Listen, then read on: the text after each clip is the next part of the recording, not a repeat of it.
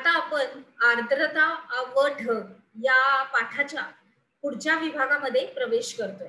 चला तर मग आता आपण बघणार आहोत वातावरणातील आर्द्रता. तर हवेतलं जे बाष्पाचं प्रमाण असतं ही हवेची आर्द्रता असते आणि हवेचा दमटपणा किंवा कोरडेपणा हा आर्द्रतेच्या म्हणजेच बाष्पाच्या प्रमाणावर अवलंबून असतो. मग हवा ही जी विशिष्ट तापमानाला विशिष्ट प्रमाणातच बाष्प धारण करू शकते. लक्षात घ्या परत की हवा जे विशिष्ट आपलं तापमान असतं त्या विशिष्ट प्रमाणातच बाष्प धारण करू शकते आणि हवा जशी जशी थंड थंड थंड होत जाते तशी तशी तिची ही बाष्पधारण क्षमता कमी कमी कमी होत जाते. म्हणजेच गरम हवा ही थंड हवेपेक्षा जास्त बाष्प धारण करू शकते आणि एका विशिष्ट तापमानास हवेची बाष्पधारण क्षमता व बाष्पाचे प्रमाण हे सारखेच असते आणि हवेची ही स्थिती बाष्प संपृक्त स्थिती म्हणून ओळखली जाते. काय ओळखली जाते? कोणती स्थिती? बाष्प संपृक्त. तर पुढे जाऊया. ह्याच्यासाठी एक तुम्हाला कृती आहे. तर ही गटातच करायची अर्थात, तरी पण आपला अभ्यास पाठातला हा अभ्यास आहे. तर आपण हा नमूद केलेला आहे इथे आणि आपण बघूया. त्याचं स्पष्टीकरण आणि वाचन तर होणारच अर्थात. मध्यभागी खोलगट असणारा एक ट्रे किंवा चाळणी घ्या. स्पंजचा एक तुकडा घ्यायचा आहे आणि ट्रेच्या सपाट भागावर खिळ्याच्या सहाय्यानं काही छिद्र पाडायचे. मग त्याच्यानंतर ट्रे चाळणीच्या मध्यभागी स्पंजचा हा तुकडा ठेवायचा आहे. बरोबर आहे. आणि स्पंज मध्ये अजिबात पाणी नाहीये याची खात्री करून घ्यायची आणि मग स्पंजावर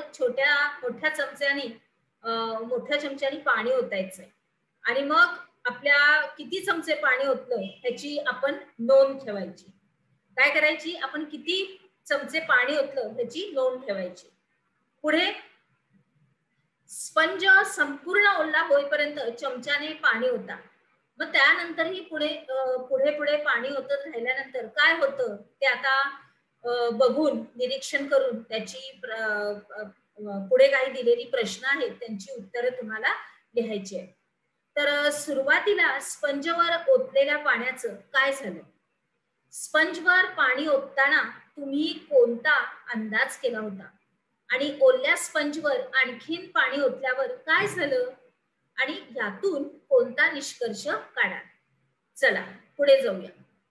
आता भौगोलिक स्पष्टीकरण. स्पंजचा तुकडा हा हवेप्रमाणे आहे असे आपण मानायचं आणि स्पंजचा तुकडा किती चमचे पाणी शोषून घेतो आणि स्पंज पूर्ण ओला झाल्यानंतर मात्र पाणी थेंबा थेंबानं हे खाली झिरपत राहतं आणि मग किती चमचे टाकल्यावर स्पंज मधून पाणी झिरपू लागलं हे आपल्याला नोंदीवरून सुद्धा सांगता येतं. म्हणजे काय?